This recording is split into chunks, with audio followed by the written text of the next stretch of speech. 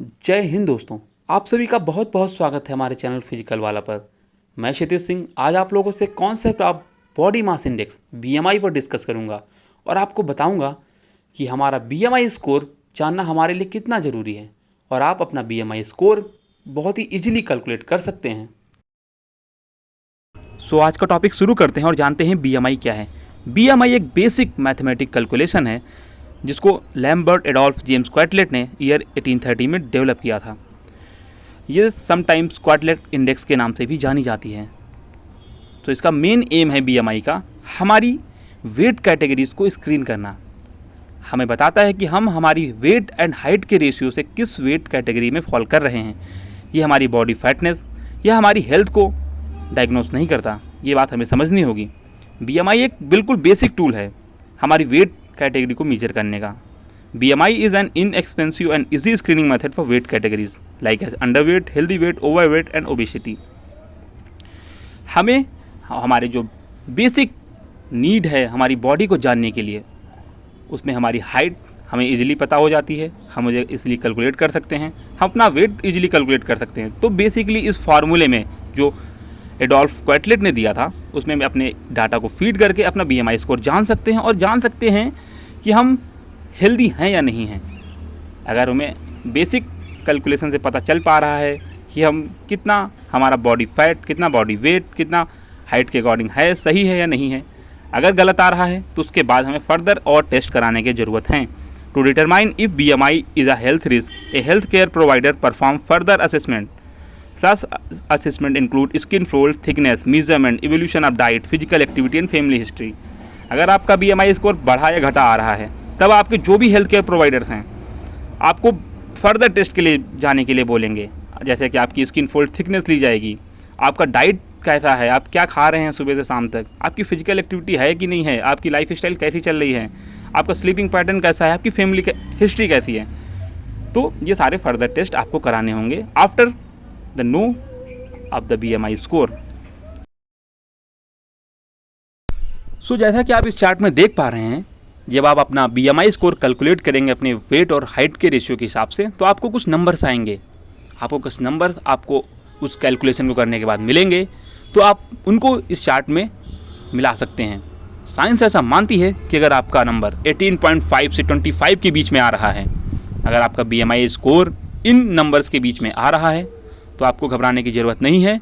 आप एक normal weight category में हैं और आपका वेट और हाइट का रेशियो बिल्कुल सही है। और अगर आप 25 के एबो हैं, 25 to 30 हैं, आप ओवर वेट कैटेगरी में हैं, 30 to 35 हैं, आप टाइप 1 ओबेसिटी में जा रहे हैं। अगर 35 to 40 हैं तो एक सीवियर कंडीशन बनती हुई आपकी बॉडी के साथ बहुत सारी कॉम्प्लिकेशंस और दिक्कतें पैदा करने वाली है। इन फ्यूचर आपको बहुत सारे प्रॉब्लम्स होंगे, हार्ट इश्यूज़ हो सकते हैं, टाइप 1 डायबिटीज़ का खतरा बढ़ सकता है और मेजर हेल्थ प्रॉब्लम हो सकती हैं। अगर आप 40 से ऊपर हैं, आपका BMI स्कोर अगर 40 से ऊपर आ रहा है तो बिल्कुल ही सीवियर कंडीशन है, आपको समझ जाना चाहिए, आपको अपने फर्दर टेस्ट कराने चाहिए। ये बेसिक नंबर आपको जब BMI स्कोर मिलेगा तो आप उनसे जान सकते हैं। और वहीं बात कर लेते हैं, अगर आपका BMI स्कोर 18.5 से नीचे आ रहा है तब भी ये आपकी पर्सनालिटी के लिए ठीक नहीं है। ये आपको काफ़ी लो फील कराएगा, लो एनर्जेटिक फील कराएगा। आप नॉर्मल वेट कैटेगरी में नहीं हैं, आपका वेट जितना होना चाहिए उससे बहुत कम है। 17 to 18.5 माइल्ड, 16 to 17 मॉडरेट और 16 से अगर कम है आपका BMI स्कोर तो ये एक सीवियर थिननेस है। आपका वेट बहुत ज़्यादा कम है आपकी हाइट और बॉडी वेट के रेशियो के हिसाब से।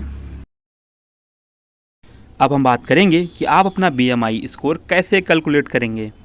BMI स्कोर कैलकुलेट करने के लिए दो बेसिक फार्मूलाज हैं। मैट्रिक यूनिट में अगर आप अपना BMI स्कोर कैलकुलेट करना चाहते हैं तो आपको अपना वेट सबसे पहले मेजर करना होगा, उसके बाद अपनी आपको हाइट मेजर करनी होगी, उसके बाद इस फार्मूले में पुट करना होगा। आपका जो भी बेसिक वेट आएगा वो केजीज़ में लिखा जाएगा अप्रॉक्स। अगर आपका वेट आ रहा है 80 kg, 85 kg तो आप इसे केजीज़ में नोट करेंगे। उसके बाद आपकी हाइट, आप अपनी हाइट सेंटीमीटर्स में लेंगे। जैसे कि आपकी हाइट 180 सेंटीमीटर है तो आप इसको सेंटीमीटर में लेके आप इसको मीटर में कन्वर्ट करेंगे। आपका अगर एज्यूम करते हैं कि आपकी हाइट 180 सेंटीमीटर है तो इन मीटर्स आपकी हाइट 1.80 मीटर होगी। उसके बाद आप 1.80 को स्क्वायर करेंगे इंटू 2 1.80 इंटू 1.80। उसके बाद इस बेसिक फार्मूले में पुट कर देंगे ये डाटा, आपका वेट अपान आपकी हाइट इन मीटर स्क्वायर। अगर आप इंपीरियल यूनिट्स में कैलकुलेट करना चाह रहे हैं तो आपका वेट पाउंड्स में रहेगा, आपकी हाइट इंचेज में रहेगी, वहाँ भी हाइट का स्क्वायर होगा, और इंटू 703।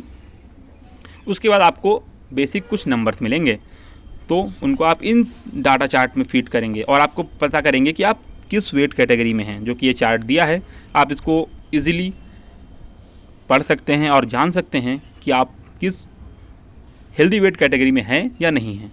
अगर आप हेल्दी वेट कैटेगरी में नहीं हैं या हेल्दी वेट कैटेगरी में आना चाह रहे हैं तो नीचे कुछ स्टेप्स इसमें लिखे हुए हैं, आप उसको पढ़ के अप्लाई कर सकते हैं। जैसे कि है प्रिपेयर मोर मील्स एट होम्स, बाहर का खाना आपको कम करना होगा, घर का बना हुआ खाना आप ज़्यादा खाना प्रेफर करें। Enjoy more fruit and veggies, आपको एक शाकाहारी डाइट प्लान में आना होगा, वेजिटेरियन डाइट प्लान में आना होगा। फ्रूट्स एंड वेजीज़ को पे निर्भर करना होगा क्योंकि वो लो इन कैलोरीज़ होती हैं और ईजी टू डाइजेस्ट होती हैं।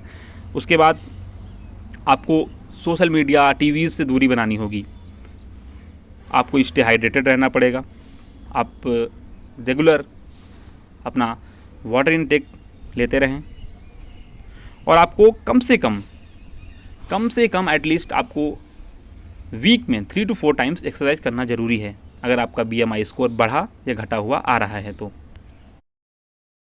अभी तक हम लोगों ने इस वीडियो में बेसिक कॉन्सेप्ट ऑफ BMI को समझा है। अब हम लोग बात करते हैं कि अगर आपने अपना स्कोर चेक कर लिया है और अगर आपका स्कोर नॉर्मल कंडीशन में है तो ज़्यादा सोचने वाली बात नहीं है, लेकिन अगर आपका स्कोर 18.5 से 25 के बीच में नहीं आता दिख रहा है तब आपके लिए प्रॉब्लम है, और आपको समझना चाहिए कि अगर आपका स्कोर एबो 25 है तो आपको कौन सी फ्यूचर प्रॉब्लम हो सकती हैं। अगर आप टाइप 1 ओबेसिटी, टाइप 2 ओबेसिटी में जा रहे हैं तो आपको क्या कॉम्प्लिकेशंस, हेल्थ कॉम्प्लिकेशंस देखने को मिलेंगे। तो ओबेसिटी में अगर आप ओबेस रेंज में हैं तो आपको टाइप 2 डायबिटीज़ का खतरा बढ़ता हुआ दिखेगा, आपको आपके स्लीपिंग पैटर्न में दिक्कत होगी, आपको स्लीपिंग डिसऑर्डर होंगे, आपको हार्ट डिसीज़ होने का खतरा बढ़ सकता है, आपको बोन संबंधी डिसऑर्डर हो सकते हैं, ऑस्टियोपोरोसिस का बेसिक एग्जांपल है, हाइपरटेंशन जैसी दिक्कतें हो सकती हैं आपके साथ। तो ये बेसिक हेल्थ कॉम्प्लिकेशंस आपको देखने को मिलेंगे। तो इससे पहले कि ये सारे हेल्थ कॉम्प्लिकेशंस आए आपकी लाइफ में, आपको आगे फर्दर टेस्ट कराने हैं। हम अब बात करते हैं कि अगर आपका BMI स्कोर 30 के एबो है तो आपको फर्दर और कौन से टेस्ट कराने की ज़रूरत है। सबसे पहले आप कराएंगे A1C टेस्ट। ये एक रैंडम ब्लड शुगर टेस्ट है जिसमें हमें पता चलता है कि हमारे ब्लड में शुगर लेवल कितनी है, और यहाँ पर स्क्रीन पर कुछ रेंजेस दी गई हैं। अगर आपकी रेंज 17 to 100 मिलीलीटर पर डेसीलीटर है तो आपकी एक नॉर्मल रेंज है। अगर आप 100 to 125 के बीच में लाइक करते हैं तो आपको डायबिटीज़ का रिस्क है। अबव 126 अगर आपकी फास्टिंग ब्लड शुगर लेवल की रेंज है तो आप डायबिटीज़ कंडीशन की रेंज में आ चुके हैं। उसके बाद आपको दिख रहा है स्क्रीन पर 2 hour post prandial blood sugar, ये खाने का बाद का आपका ब्लड शुगर लेवल है। इसमें 140 अगर आपकी रेंज है तो एक नॉर्मल रेंज है, 150 50 to 60 ईयर्स के लिए है, 160 60 ईयर ओल्ड के लिए है, और रैंडम ब्लड शुगर लेवल 80 से 120 बिफोर मील और आफ्टर वेकिंग अप अगर आपका है तो आपको घबराने की ज़रूरत नहीं है। तो ये अब आपको A1C टेस्ट के बाद दूसरा टेस्ट लिपिड प्रोफाइल टेस्ट कराने की ज़रूरत है। अगर आपका BMI स्कोर 30 के एबव है तो आपको हर हाल में अपना लिपिड प्रोफाइल टेस्ट करा लेना चाहिए। लिपिड प्रोफाइल टेस्ट बेसिकली आपके ब्लड में फ़ैट और कोलेस्ट्रॉल को मेजर करता है। यहाँ पर आपके ब्लड में HDL और LDL की मात्रा को बताता है, और अगर आपकी नॉर्मल रीडिंग 200 mg पर डेसीलीटर से कम है तो आपको घबराने की ज़रूरत नहीं है, आपका लिपिड प्रोफाइल टेस्ट नॉर्मल है। और उसके बाद आपको रेगुलर बेसिस पे ब्लड प्रेशर रीडिंग कराने की भी ज़रूरत है। अगर आपका systolic blood pressure under 120, diastolic under 80 है तो आपकी नॉर्मल कंडीशन है।